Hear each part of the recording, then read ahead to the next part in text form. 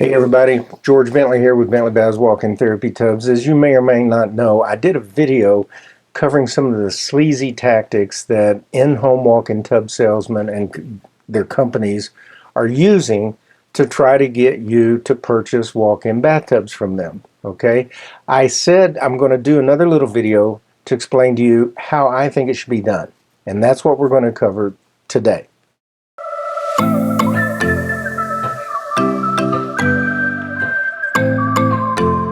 First of all, why do people have the perception that walk-in tubs are so expensive?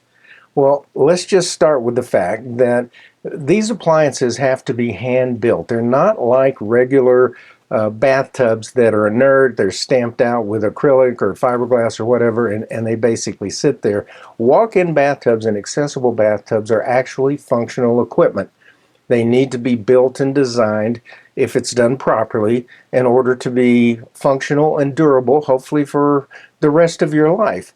It takes a matter of days to actually build a walk-in bathtub from beginning to end. As a result, the product itself is more expensive than traditional bathtubs.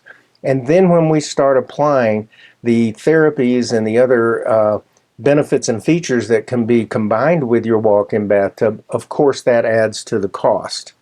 Labor to install is particularly important, and I'm going to tell you right now, one of the things that bothers me the most, the company that says we're the #1 seller of walk-in bathtubs, which I think is true.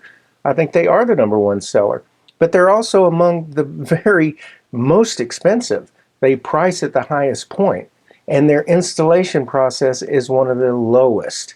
It's called a slide-in install, and believe it or not, they are committed to the idea that they're going to install your bathtub in a day or less. Okay, to me this is very problematic, but it also means that what you're paying for the walk-in tub should be proportionately less, right? Because they're spending less money on labor, but that isn't necessarily the case. They have overhead, they have expenses, every company does, and they have to pay for that.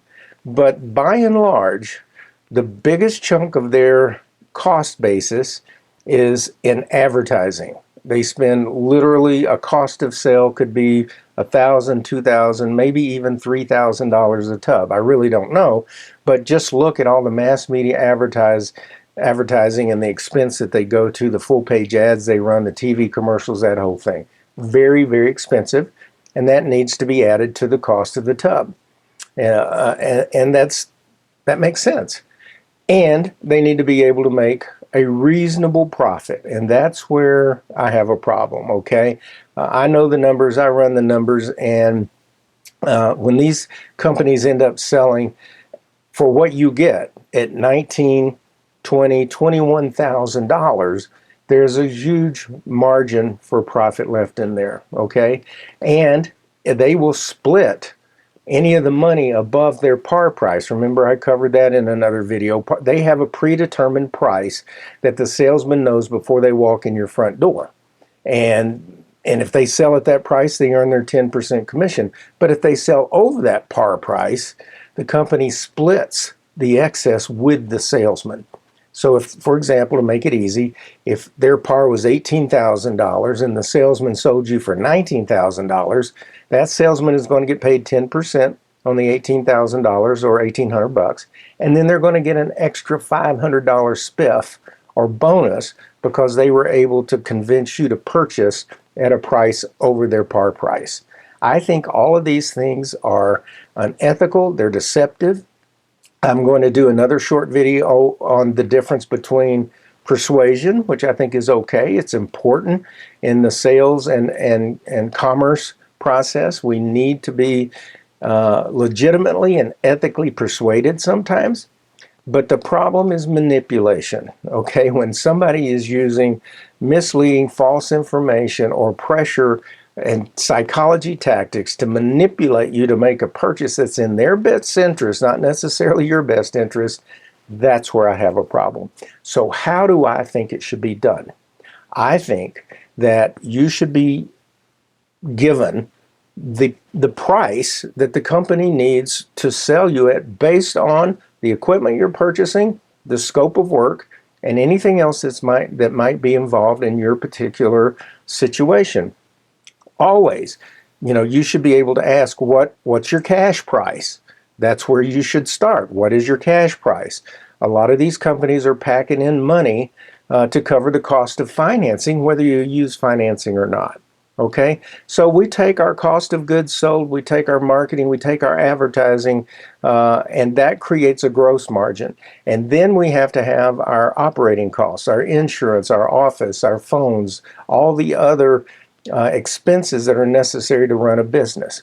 But just let me tell you that we will make between 15 and 25% as a profit margin, okay, on the project.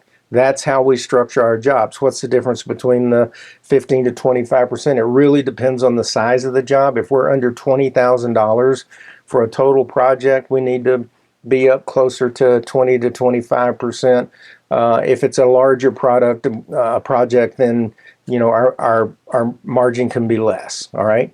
But it's very important that a company be able to make a legitimate, reasonable profit in order to stay in business, in order to be able to continue to serve you and to take care of additional customers in the future. And let me tell you something, we can't give things away.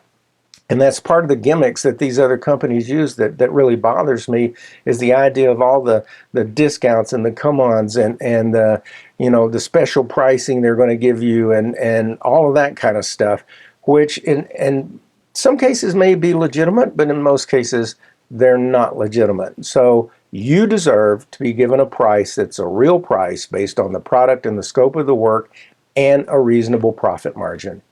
And I've never had a customer fault us for making a reasonable profit, right? That makes sense, okay? So there you go, plain, simple. You should be given a specific price for the product, the scope of work, and what's being done, and you should understand that the company is entitled and deserves to make a reasonable profit in order to stay in business and make everything viable. Okay? Makes sense? There you go. If you have any questions, I love questions. Please reach out and let me know. Don't hesitate to call. Please like this, subscribe. I love you all. Hang in there.